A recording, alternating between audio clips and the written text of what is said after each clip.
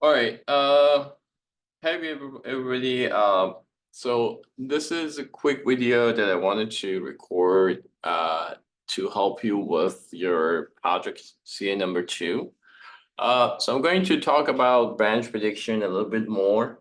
So we covered it in the class, but since your CA2 will be more of a designing an advanced branch predictors, I'm going to give you a little bit more background on that and then some steps of more advanced branch predictors. So hopefully you can watch this to kind of get a little bit more better idea of what you should do for your computer assignment too.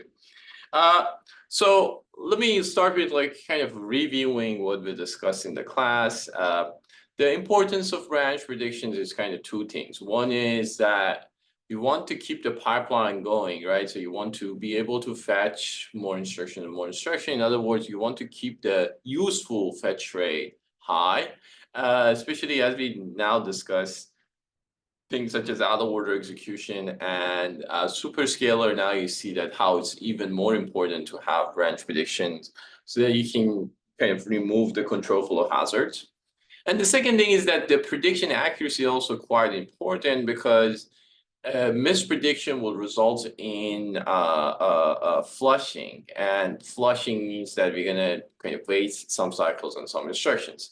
So we need to be able to do good branch prediction so that we can keep the pipeline going as well as we don't need to kind of flush often. And of course, another thing that we also discussed in the class was we need to be able to also detect that we mispredicted and be able to do fast recovery. But that's not the job of a branch predictor. It's the job of the rest of the pipeline, which is not relevant to the branch predictor.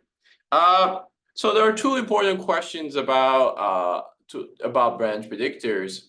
One is what if this branch is going to be taken or not? And if you remember in the class, we talked about various different types of branches. Some of them are always taken, such as JAL and JALR, but some of them are conditional, so it needs to check some form of a condition, such as branch equal. And then the second thing was, if the branch is going to be taken, what would be the new address? And you remember that we need to find kind of the target address and change the PC. There might be also alignment issues and so on if you do that. And then another thing to remember is that for branch prediction should not cause correctness issues. Branch prediction should only cause performance issues, which means that if we mispredict, which can happen, we never can achieve 100% accuracy. The only thing that we lose is performance. We're not going to use correctness issues because of misprediction, okay? And again, this is the job of the pipeline and the process designed to make sure that we properly detect the misprediction scenarios and be able to recover. And the last thing I want to say is that branch predictors are generally designed with what we call designed for common case or optimized for common case, which means that if you're correct most of the time, then the use of branch predictor is going to be useful. There's also lots of other overheads that one needs to think about, like power or area, storage overhead, and so on and so forth. In your projects, you're not going to consider these different trade-offs, but just keep in mind that in the real systems, anything that gives you performance not necessarily not the best thing, because it might also increase your power, and in many cases power might be also a constraint in your design. Okay. And again, last thing is that there are a bunch of different control flow instructions, and what we're really trying to kind of optimize is this conditional branches, and your CA is basically focused on these kind of conditional branches. Okay, so what are our main tools? We kind of went over these different options. The first thing was branch target buffers. We also talked about a simple predictor, such as a bimodal predictor. And then we also talked about special branch predictors, which called return stack, address stack, which was used only for call and returns. And what else I want to kind of talk about is just more advanced and sophisticated, what we call backing predictors. In most modern processors, there are multiple branch predictors. So usually there's like a very simple one that's been queried first. And then in some cases, if this one is not good enough, then we go to this, what we call backing predictors, or BPD, okay? And if you remember, we start with designing a BTB, and we said that essentially BTB is this table that has some tags and has some target address. If the tag matches, which is tag itself is a combination of some form of an index that is hashed and then the tag, then we're gonna use this address. Otherwise, we're gonna just do the next PC, which was in our case PC plus 4. So BTB is going to be queried for every single instruction, and the way it's going to work is if we see that there is a hit, which means that we stored this we have seen this branch before, we're going to use the target address as our next PC. Okay. And then we kind of discussed this, that how do we address this? One option was, to use the entire PC for indexing this table. The problem with that approach was that if you want to use the entire PC, we need to have 2 to the power of PC number of entries, which for a 32 bits means that we're going to have a very, very large table, which we don't like. Instead, what we say is that we're going to reduce the number of index bits, and then the rest of the bit's going to be used as a tag in order to make sure that we never have, accidentally think that this is the correct address and jump to the wrong addresses. But this means that we're going to have some collisions. So essentially anything that has the same index, but the different tags will be kind of like, mapped into the same line. But again, this will not cause correctness issues because we always check the entire PC. We check the entire index plus tag to make sure that this is a match. There's obviously other options. So for example, you can use different form of addressing. So you can think about this index as, instead of like directly using this index to address this table, maybe you can also use some form of a hash function that you take this address here, you hash it with some functionality, and then use it to index the table. And then you can use different hash functions for finding different hashes. What we discussed in the class was like a very simple, straightforward indexing. We just took the lower address to essentially kind of leverage from spatial locality, but there are other ways that you can actually use. For example, you can use some combination of higher bits and lower bits to get more generality and so on and so forth. There are actually various different ways of hashing a branch predictor. Okay, and then we also discussed what should we do if we don't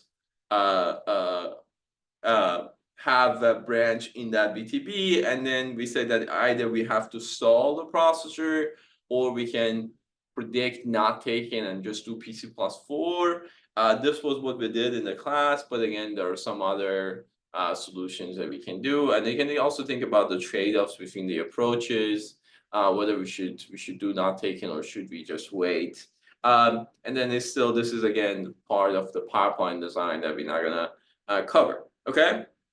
But what do we want to cover, and this would be directly relevant to your CA2, is that what if this is a branch and we need to kind of predict the direction? That is, we need to basically predict whether this branch should be taken or not. So it's not the question of whether it's hit in the BTB. The question is, even if it hits in BTB, is it a good idea to jump to that address or not? Okay. And there are usually 2 classes of prediction strategies. There are what we call static time prediction. This is what we mainly cover in the class at the beginning. For example, we started with always not taken as a strategy. This was the static strategy. Another more common strategy is what we call backward taken, forward not taken. And the reason for this is that it's very, very likely that a backward branch is going to be taken. When I say backward, it means the branches that their offset is negative, so it kind of jumps back. And then forward branches are typically taken. So BTFN is usually just like, if I see the offset is negative, I'm going to predict taken. If I see the offset is not negative, I'm going to predict not taken. You can always go with like always taken, always not taken, and that's what we discussed in the class. You can always use profiling. So you can use the compiler or the software in order to kind of profile your application, see how many times your branches on average is taken or not taken, and then decide a strategy. So this is more of like, offline phase using the compiler. But what we're going to mainly discuss, and when we say branch predictor, we mean this kind of dynamic time. So this is during the runtime for any given instruction, we're going to make some decisions. And you can think about this as like, if you formally wants to think about this, is that it's something like this, that there is a prediction outcome, which is usually just a 0 or 1. So it's just one bit outcome, which 0 could be not taken and 1 is what with 1 is taken.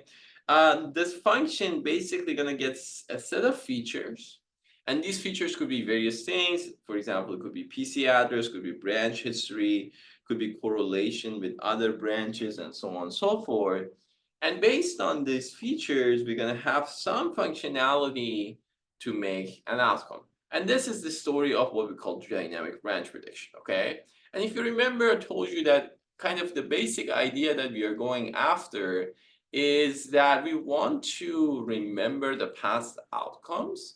And based on those past outcomes, this quote unquote history, we're going to make a decision. And the reason for this is that fundamentally branches in a program going to repeat what they have done before. Okay, so they kind of like their future is kind of correlated with what they have done in the past. Of course, this is not always true. As a result, that's why we're never going to get 100% accuracy.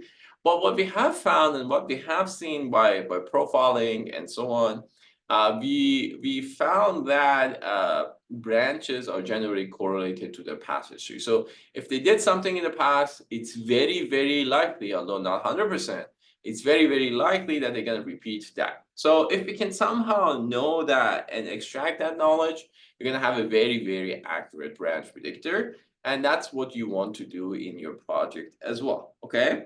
So what do we do? If you remember, we started with branch history table, BHT. We told you that, okay, we're going to add one bit, just one bit of 0 and 1. We're going to basically remember the very last branch from that particular branch. So if you saw that branch, not only we're going to store the tag and the target address, but we can also store this one bit that shows that whether the last time we saw this branch, was it taken or was it not taken? If it was taken, then we're going to predict taken this time. If it was not taken, we're going to predict not taken this time as well. So it's not just about, oh, whether it's here or not. It's also about what happened last time, okay? And this is kind of like the very simple way of using this dynamic behavior. And what will happen is that we can update this based on the actual outcome. So during the decode stage, we're going to see what was the actual outcome of the branch. And based on that, we're going to update this. For example, if we predict taken and in fact it was not taken, we're going to replace this 1 with 0 and basically update here 0. If it in fact was taken, then we're going to write 1 here and so on and so forth. So we're going to repeat this for every single branch, okay? We also talked about that one bit may not be enough because it keeps changing quite fast. So we kind of add a hysteresis to it using a 2-bit predictor. And we call that a bimodal predictor, which was like had 1, 1, 0, 1, 0, 0, 1, 0. This is what we discussed in the class as our kind of like baseline predictor. Okay, you can think about this as kind of like 2-bit predictor, which has this kind of p bit and h bit. The p bit is what we call the prediction bit, and the h bit is the hysteresis bit. Basically, the p bit is the one that decides whether or not we're going to predict. And all you need to do in order to detect whether this branch is taken or not is looking at this p bit. If it's 0, it's not taken. If it's 1, taken. And this h bit is basically giving you this resistance, this hysteresis. So if it's like 0, 0, we call it strong not taken. And if it's 1, 1, we're going to strongly taken. And we're going to update this each time the branch is resolved. So you technically just need to read this bit, and we need to update this bit and this bit based on when the branch has been resolved. Okay. And then, as I said, when do we update the branch predictor? We update the branch predictor BTB during the decode stage, typically when the outcome is known. Okay. And then if there is no entry in the branch predictor or the BTB for that particular branch, we're going to create an entry. If there was like an old number there, we're going to replace it with the new number and so on and so forth. Again, this is part of the design of the pipeline. You don't need to be worried about this in this particular project. Okay. But let's actually talk about how do we design our kind of BHT. So now we understood that there is this thing called branch history table, and that we can be simple as 1 bit or in most cases 2 bit. But now the question is, can we optimize this further? And this is a question that we are asking you in CA2. Your job is designing a better BHT, okay? Everything else is taken care of by the code that we provide to you. What you need to do is kind of changing the BHT design so that next time you see a branch, maybe you can make a better decision, okay? So you don't need to be worried about the pipeline design. You don't need to be worried about how to update this branch and so on and so forth. All you need to do is being able to design a better BHT, okay? So let's talk about like what are the options that you're gonna have and what is being used in real work. Okay, so you can start thinking about, okay, how many tables do I need? Do I need one BHT table per branch? Do I need to just like maintain one BHT for all the branches and all the branches using that BHT? Do I need something in between? How many? What sort of history should I consider? How long that history should be? And all those questions. So there are these type of questions that one need to answer in order to design a branch predictor, and that's what you need to do for your project as well. So I'm going to give you some ideas and basically quickly go over a few designs. But what you need to do is you need to basically read about these different branch predictors that I'm going to quickly mention. And hopefully you understand them and you pick one of them. And this will be a competition. So if you spend more time and design more sophisticated branch predictors, more likely that you're going to do better. Okay. So overall, for the behavior, for the history, we kind of like use two main things. So we're gonna use either, you know, follow the behavior of that particular branch, and we usually call this local history because this is the history of that local branch, that particular branch. We also can look into the history of the overall program. And we call this global history, okay? The difference between local and global is that local is just we keep track of all the outcome of that particular branch. So that PC, we just in the local history table, we're gonna just keep track of what was the last n outcomes of this particular branch, okay? So that's one thing we do. The second thing we do is that we are looking at the overall program and see that overall programs, what is the behavior? Are we seeing mostly not take-ins? Are we seeing mostly take-ins and so on and so forth? And we call this global history. It's not just one branch, it's all the branches, all the last n branches we're gonna take a look at.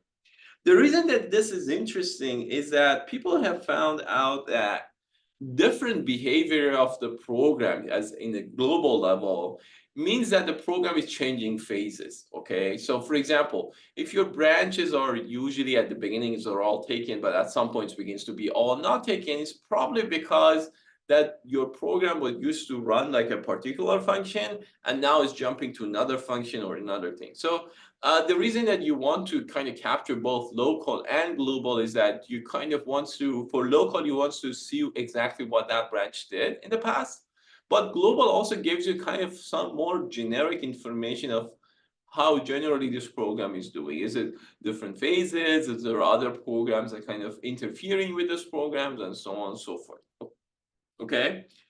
So as a result, in addition to what we have for like BHD, which kind of keep track of local branches, we usually have this register called Global History Registers, or GHR. What it does is basically just keep track of the last n branches.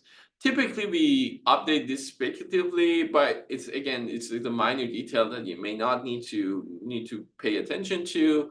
But typically, we have a register that is updated based on the branch. So let's say, so think about this as sequence of zeros and ones. And for example, this is the last branch. and this is the last n branch. So let's say, for example, if we keep track of the last 10, this is the 0, and this will be 9, and we're going to keep track of the last bit. So for example, if the last one was taken, it would be 9. If the previous one was not taken, and so on and so forth. So I'm going to put zeros and ones here, and this is a shift register, so you're going to shift it forward. Okay.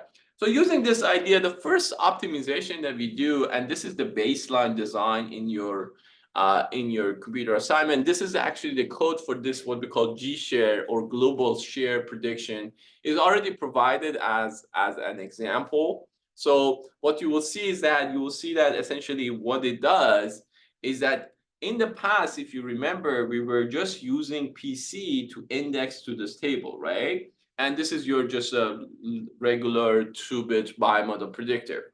With G-share, the idea is that instead of just using PC, we're going to also keep track of global history. We're going to XOR these two numbers together, and that will give us a new index. The reason for this is that essentially we are combining what the local history, which is from this PC, with the global history that is coming from the branch. And again, there are papers and research that shows that this can be beneficial. You can actually test it yourself. You can play with this and see why this would be helpful. And then the second question is why XOR? XOR, think about it as just a hashing function, okay? You can replace XOR with any other function that you want. The idea is that you want to somehow combine these two bits, these two registers together to index. So this is basically what we call a hash function.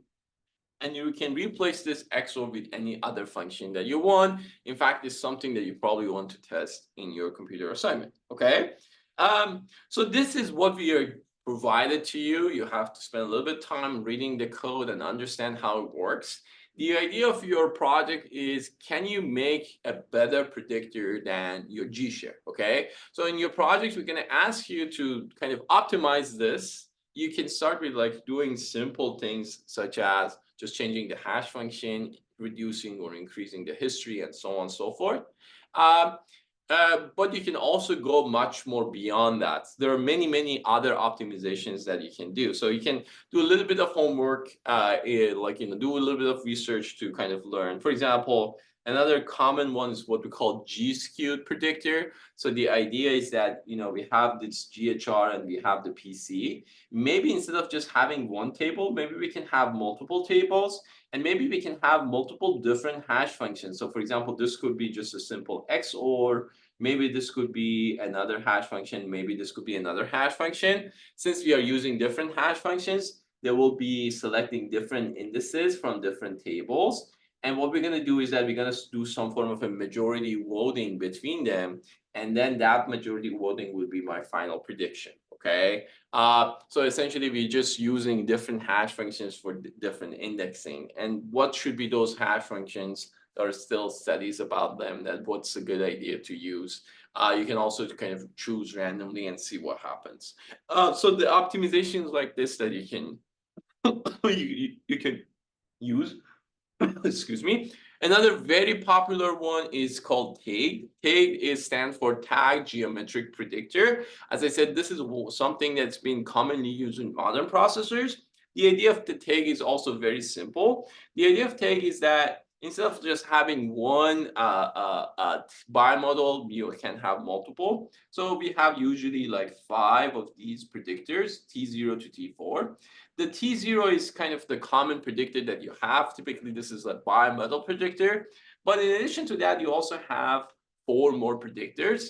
And each one, you can think about it as kind of some form of a BTB. Each one has this counter called useful counter.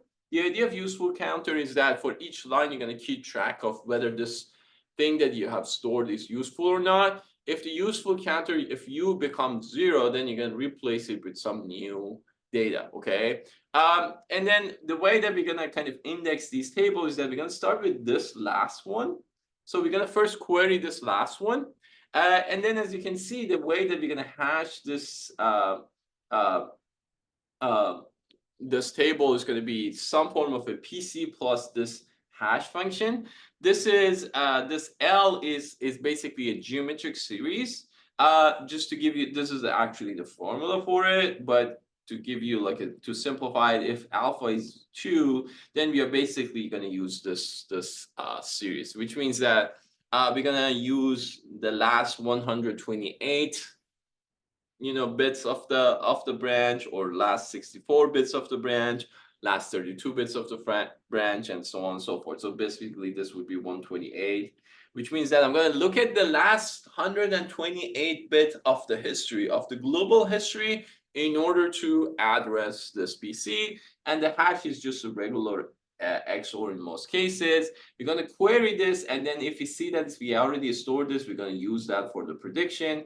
If it's not there, then we're going to use this table. And as you can see, the indexing for this table is slightly different. This one is L3, which means that we're going to look at the last 64 bits of the history. If it's there, we're going to select this. If it's not there, we're going to select this one, and so on and so forth. If there is nothing in either of these tables, we're going to fall back into our base predictor, which was like a regular branch predictor, and we're going to predict something this way. So this is kind of like the basic idea of TAGE. You have to read the readings for that to kind of learn the specifics of it. TAGE also, usually the source code for it is usually available. If you just Google, you can learn about that. The idea is that you need to then integrate that into your design. And another important thing about TAGE is that, so the prediction is kind of rather straightforward. You just use the history, you search these tables, and whichever is a hit, you're going to use it. But the big thing about TAGE is how do you update your table? So the updates is usually there's kind of like there's this two-step behavior, which if there was a hit in any of these tables, we're going to increment the useful counter 1. We're also going to look into other tables and see that if there is anything useful be stored in those other tables. This is usually called alternative prediction or alt-pred. And if we see that, oh, okay, if we use the other table, that was also useful, we're going to also increase the counter for that. So not only we're going to just look into the table that we use, we can also search through the other tables and see if the information we stored there were useful. So we're going to update all of them, kind of like at least update 2 of them. So for example, if there was a hit in T2 and T4, we're going to use T4 as our prediction, but we're going to also increase T2, the useful counter for T2, okay? And why this useful counter is important? Because useful counter is used for replacing. So we're not going to replace arbitrary kind of indexes in the table. We're going to find the one that useful counter is 0, which means that this thing that we stored never was used before. So we're going to get rid of it and replace it with something else. Later on, when we're going to talk about caches, you will see that this is also the idea that we're going to use in our caches, okay? And as I said, the replacement is kind of based on whoever has the u equal to 0. If there are multiple of them, then of course you're gonna just randomly choose one of them. Okay. There are tons of details about TAGE. I didn't go through the details here because I want you to do a little bit of study yourself. Same story with G-Skewed and G-Share. Please spend some time and read. The project is designed for you to do a little bit of reading as well. So it's intentional that it's not like everything is like clear, but you're welcome to ask questions about any of these designs. The reason that we want you to kind of spend some time is that it's important for you to also figure things out, because in real world and industry, there will be times that you need to kind of spend some time and kind of do some readings and kind of figure things out and so on and so forth. Also welcome to use all these kind of large language models and this learning assistant tools to kind of like teach yourself a little bit more, okay? Last thing I want to say is that there is also option for machine learning. In fact, this is actually also being implemented. The reason for this is that, remember I told you that branch prediction, dynamic branch prediction is essentially this set of features, some function, and some outcomes. And for those of you who are familiar with machine learning, this is the classic machine learning problems. The question is, what sort of features should we extract? What function should we use? And what will be the outcome? So for example, people have shown that you can use a simple multi-layer perceptron for branch prediction. So essentially think about these as your histories. So this is the last n bit of your history, your GHR.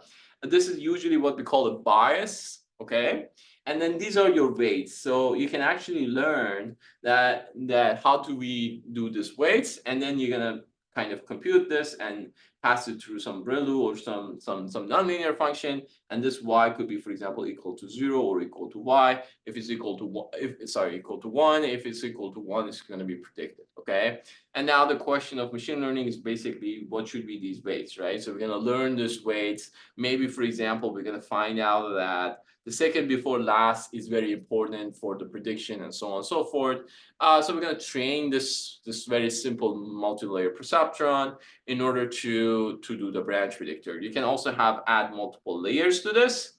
So you can have like, hidden layers in between if you want to kind of make this a little bit more sophisticated as well. And then this would be the algorithm for training. As I said, the bias would be basically for biasing this toward being taken, right? So if this branch is usually taken, then you probably want to have higher weights for W0. The rest is also correlating weights. And then you can also use this and combine this with addressing, right? So you can have a bunch of machine learning model and kind of address them based on the history table. So for those of you who are interested, you can definitely kind of try to train a machine learning model and put it there. I'll definitely recommend to test that. You can also use more sophisticated machine learning. For example, people have shown that you can use convolutional neural networks. If you're interested, for example, read this very recent paper for using convolutional neural nets for branches, okay? You can also choose between options. So for example, let's say you have a bunch of different branch predictors.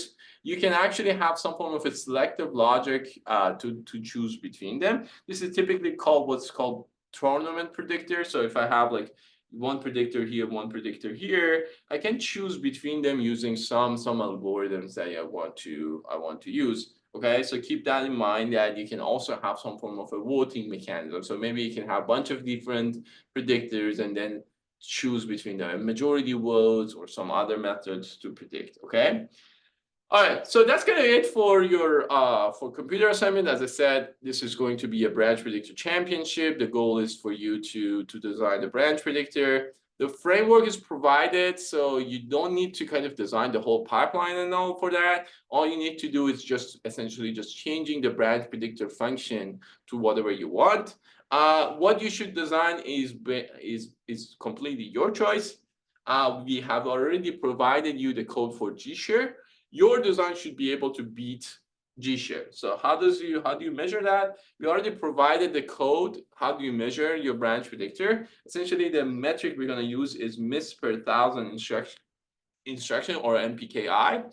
The idea is that if you have less misprediction, then you're gonna have a better branch predictor. So you want to minimize this number. For G-share, I think the number is somewhere between 6.2 or something. So you want to have a predictor that's doing better than 6 point something per 1,000 instructions. Okay. And then we're gonna have a Google sheet that you put your numbers there, and then you're gonna update. So make sure that you read the project description that's already uploaded on the website.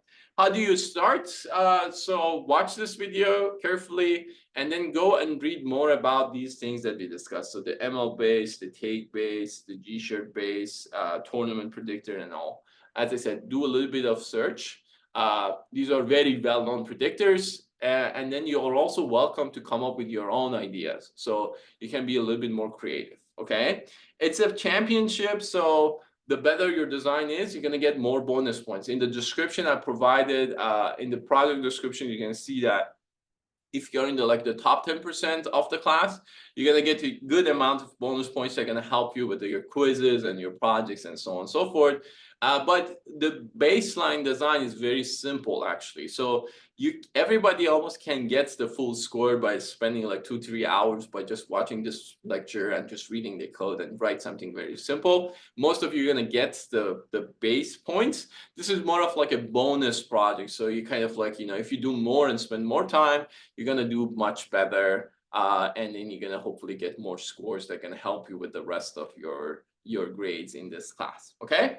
If you have further questions, feel free to ask on campus where you ask me or the TAs.